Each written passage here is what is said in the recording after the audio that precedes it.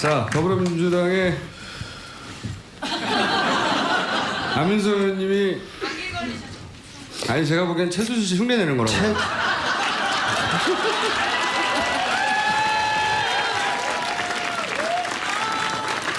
최순실 연구가 안민석입니다.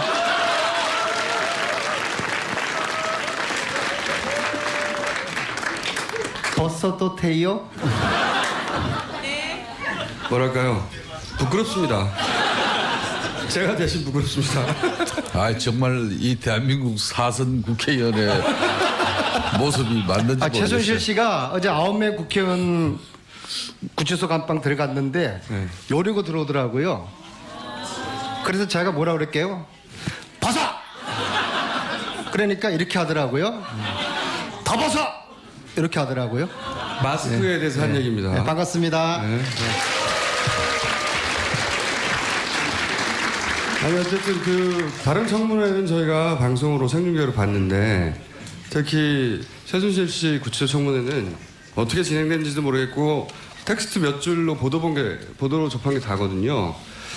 근데 이제 그 뉘앙스를 전달한 매체 중에 일부는 최순실 씨가 박근혜 대통령에 대해서 다소 뭔가 서운한 감정이 있는 게 아니냐 정도의 뉘앙스로 비춰질 말을 했는데 근데 우리가 직접 본 게 아니기 때문에 도대체 정말 그런 일이 있었는지 궁금해요. 거기서부터 얘기를 좀 해주시면 어제 최순실 청문회, 구치소 청문회에서 어떤 대화가 그리고 어떤 뉘앙스를 캐치하셨는지. 피가 거꾸로 솟는 시간이었고요. 최순실에 대한 분노 때문에 피가 거꾸로 솟았고요. 최순실은 한 90분 정도 저희들하고 이야기하는 동안에 사이코패스 연기를 했습니다. 아, 연기를 했다? 예. 그런데 한두 의원만 빼고서 그 연기에 다 농락을 당했다고 생각합니다. 심지어 어떤 의원님은 마치고 악수를 해주면서 힘내세요. 들으셨어요? 예, 그랬습니다. 누가요? 그 이름 밝힐 수가 없고요.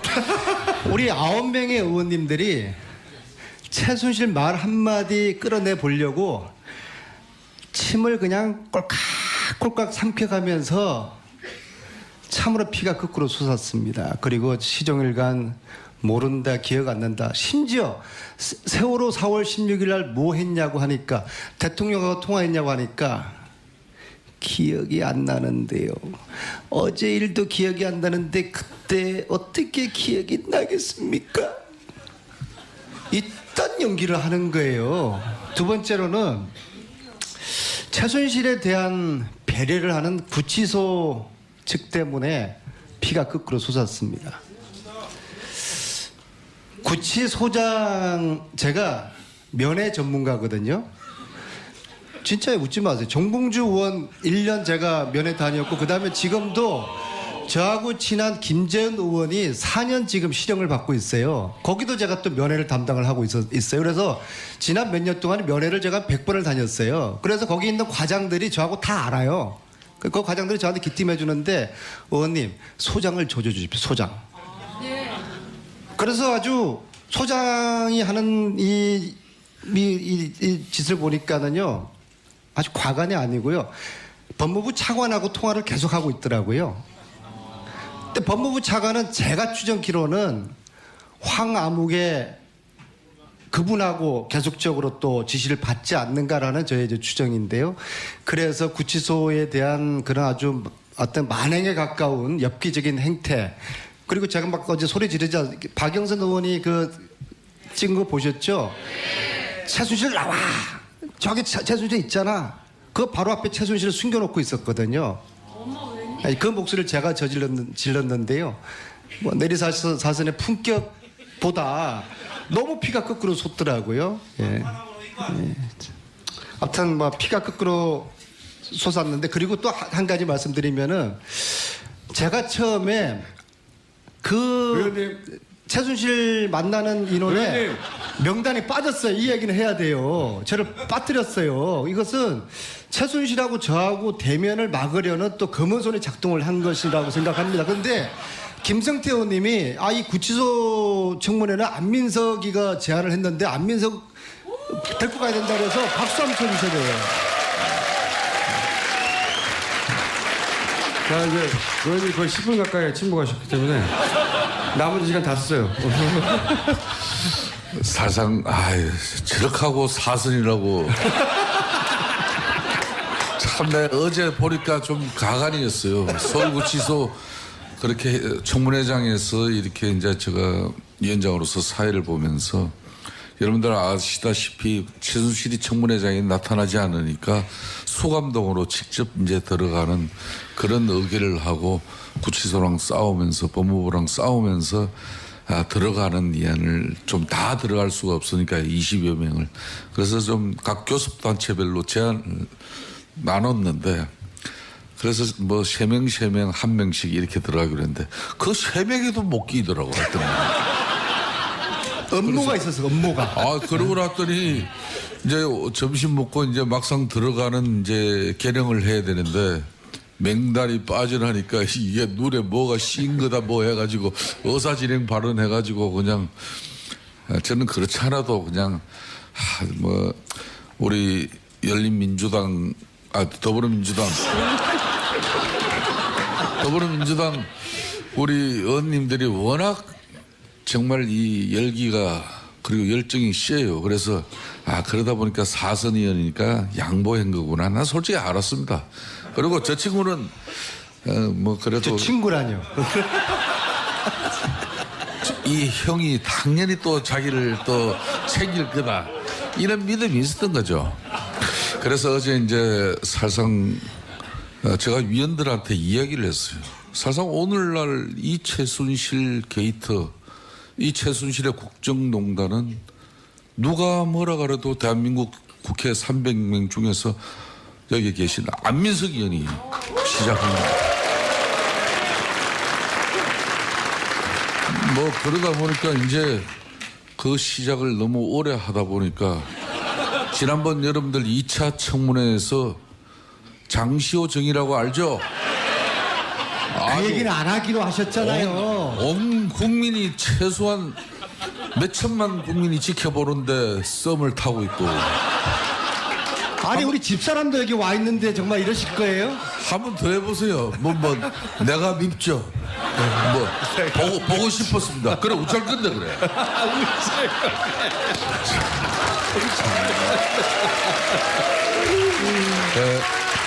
그렇지만 어제 정말 위원장으로서도 참 우리 국민들 앞에 최순실의 이 국정농단의 진상과 억규명을 위한 청문회가 좀 더 국민들에게 제대로 된 알권리 차원에서 수건방 안에서의 그런 신문 모습을 보여드려야 되는데 대단히 아쉬웠어요. 그렇지만은 정말 3살짜리 아이 이렇게 보살피고 비유 맞추면서 돌사진 하나 찍듯이 거의 위원들이 그런 마음으로 그러니까 뭐 대화 조금만 세게 들어가면은 옆에 여성교도관에게 나 간다 그러고 이게 대책이 없는 거예요. 본인은 뭐 처벌받아도 좋으니까 청문회에서는 이 자체 싫다는 거예요. 그런 가운데 어제 고생했습니다. 김성태 의원님이 사이코패스 다루는 전문가시더라고요. 그래서 사살 구슬러 가시면서 다시 한 박수 부탁드립니다. 그래서 그런데 살살 구슬려서 밝혀진 게 뭐가 있어요? 근데 어떤 거 밝히셨냐고. 그래서 네. 어제 이제 감방 청문회 가지고는 안 되고 정식으로 국회 청문을 내세워야 돼요. 그죠? 근데 그러기 위해서 위원장님이 해주실 역할이 모레 본회의가 있어요. 그날 최순실 강제 구인 법을 전격적으로 통과시켜서 최순실 끌고 와야 됩니다.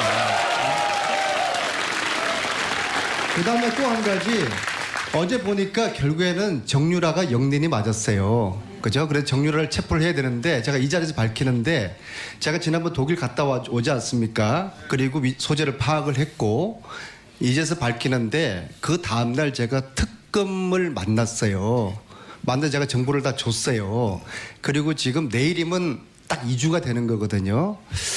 만약에 저는 올해까지 특검이 만약에 정유라를 체포하지 못하면은 특검에게 제가 주었던 정보를 다음 주에 이 교통방송에서 국민들에게 공개할까를 고민을 지금 해야 될 것 같아요.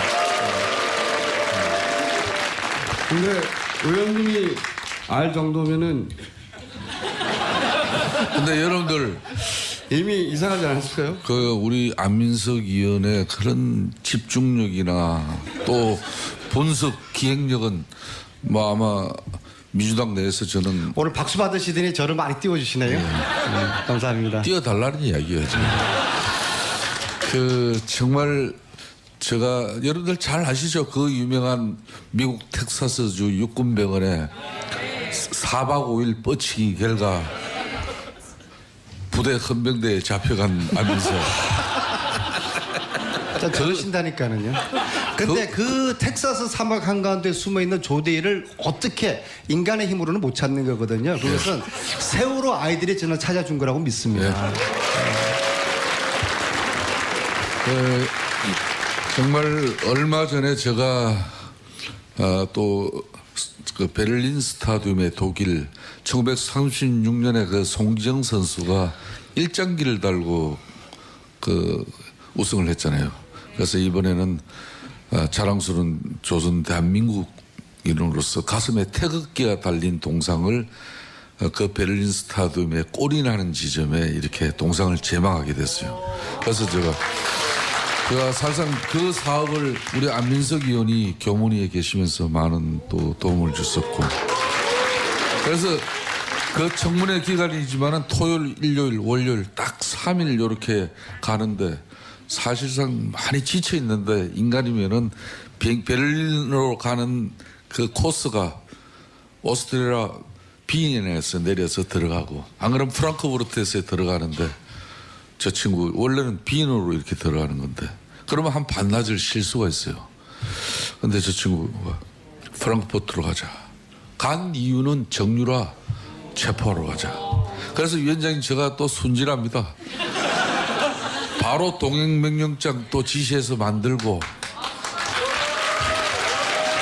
프랑크푸르트 총영사관하고 영사 직원들 대기해서 사실상 지원을 했는데 그 힘든 일 속에서도 차에서 하루 종일 흔히 말하는 뻗치기라는 걸.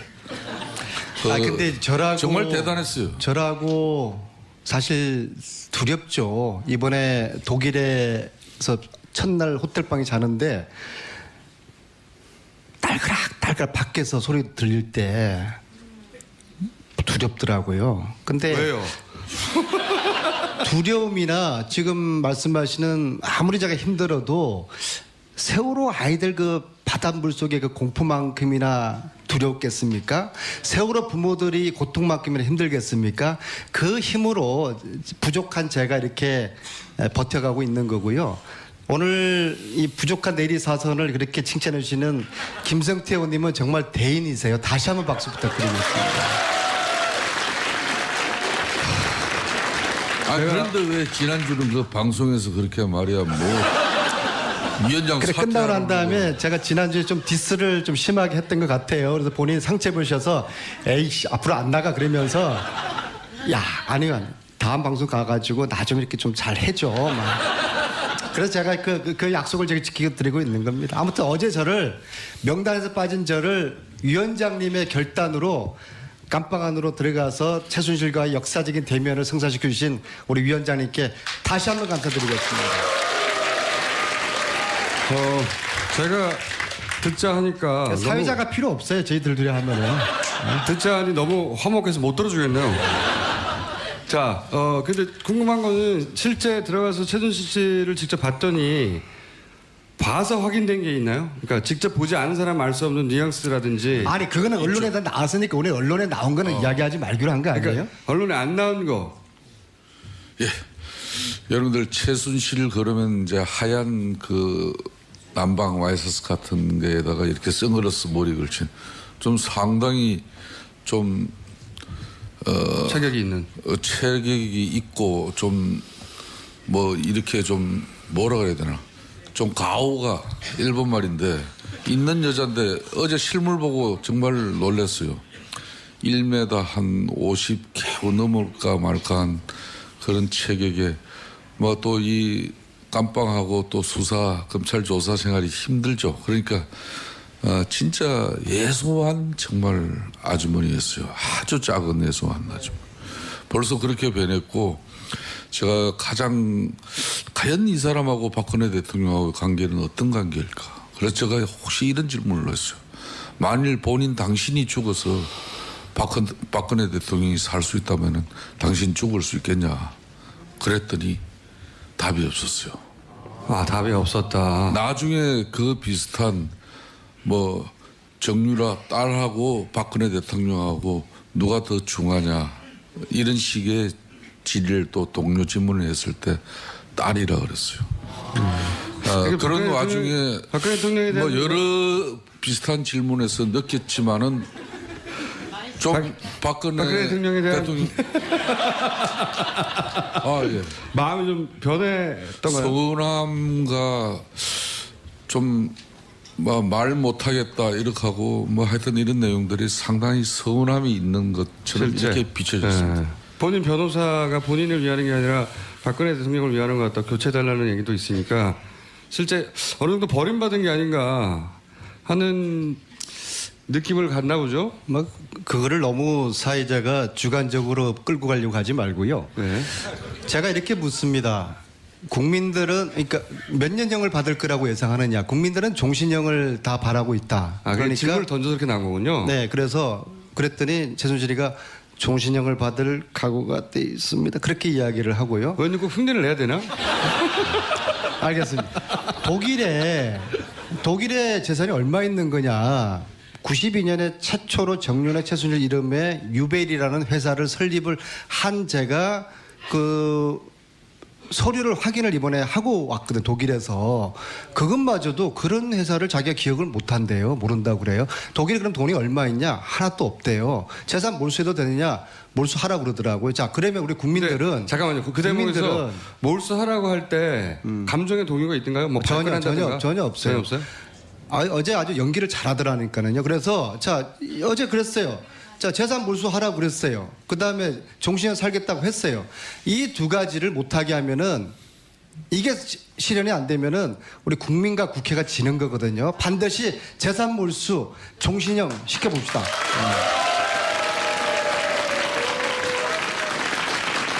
근데 아까 의원님이 말씀하신 그 본회의에서 법안을 개정해서 가능합니까? 위원장님이 지금 이제 내일 모레 29일 날 국회 본회의 그러니까 2016년 이제 마지막 국회 본회의가 남았습니다. 그 지금 국회 소관 상임위에 이번 청문회에서 핵심 정원들 국회에서 채택하고 의결하면은 그 사람들이 청문회장에 반드시 나타나야 되는데 지금 현행법은 뭐 3년 이하의 징역 내지 동행명령장 발부받고도 본인이 안 하면 국회 모욕죄로 최고 5년 이하 징역까지 걸 수는 있어요. 그렇지만 강제 구인할 권한이 없습니다. 국회는. 그래서 국회 입법조사관 경호관들이 이 국정조사 기간만이라도 정인으로 채택된 사람들에 대해서 사법경찰권을 부여해서 강제 구인할 수 있는 이런 법안들이 지금 이미 이 청문회 시작하면서 올라가 있습니다. 이걸 아직 상임위에서 결정이 안 됐어요. 그래 의결이 안 된 걸 유일하게 할 수 있는 길은 정세균 국회의장께서 직권상정으로 본회의에 바로 상정하는 거죠. 그런데 제가 국정조사 청문위원장으로서 지금 6차 청문회까지 이렇게 마친 소회를 오늘 보고 드리면서 이런 지금 관련 법들은 소환 상임위의 숙성 기간 때문에 아직 계류되고 있는데 의장님께서 국민들 이런 정서나 바람, 분노를 봐서라도 좀 이런 법은 직권상정을 통해서 꼭 올 한해 해결하는 게 좋지 않겠냐 이런 건의를 꼭 하려고 합니다. 그렇습니다. 그러면은 이 방송 마치고 김성태 위원장님과 제가 의장님 만나고 양당 대표 만나고 그렇게 하기로 약속을 하죠. 그러면 네, 약속을 하고 오늘은 역사적인 날입니다. 살다 보수가 분열하는 건 처음 봤어요. 오늘 저 탈당하는 날인데요. 탈당하면서 최순실 강제구인법 이거 통과시키겠다고 오늘 기자회견하고, 두 번째로 개혁 보수신당이지 않습니까? 그러면은 명칭이 확정된다? 이제 탈당파들이 세월호 배지 좀 달고 다니세요. 그죠? 그 다음에 세 번째, 아예 그냥 안민석 당 하나 만들어버려. 아니 개혁 보수신당의 성공을 바라는 의미에서 선의 경쟁을 해보자. 그 다음 세 번째, 국정교과서 사드 배치 이거 오늘 폐기 선언하고요. 그리고 국가 개조를 위한 언론 개혁, 사법 개혁, 검찰 개혁, 재벌 개혁 이거 하겠다는 약속을 오늘 하면은 보수신당이 성공할 겁니다.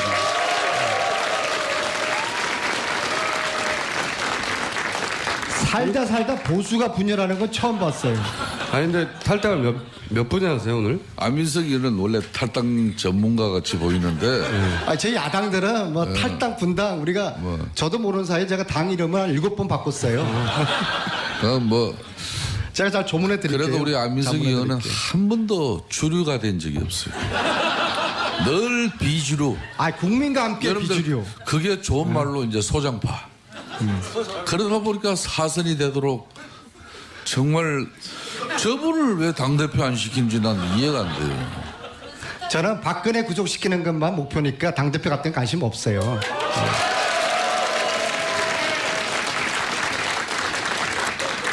저는 안민석 의원을 제가 미워하지 않는 이유는 그래도 순수하고 오로지. 아니 최순실의 국정농단처럼 저를 이렇게 농락하실 거예요 오늘 아침에? 근데 제 최순실 조카하고 너무 썸 타지 마세요. 조금 있으면 아마 장시호 이 뭐 재판 판결 받고 나면은 저 친구는 틀림없이 면회 갑니다 지금. 아니 제가 그 장시호 씨가 깜빵에 간 것도 바로 김어준 이 뉴스 이 공장장 이 뉴스 여기 토크하면서 갑자기 뜬금없이 그때마저도 장시호 이름 석자도 몰랐어. 아, 그 얘기 나왔으니까요. 최순실 조카 이런 사람 있는데 검찰총장 즉각 체포해야 된다고 뭐 그러면서 제가 며칠 지니까 진짜 체포되더라고. 그 날이 그게 장시호예요. 그 날이 공장장님 그 날이 장시호를 체포하라라고 제가 공개적으로 촉구한 날이 10월 27일 이 방송이었어요. 정확하게 10월 27일인데 오늘이 언제죠? 60일 지났잖아요. 오늘은 정유라를 즉각 체포하라 선언합니다.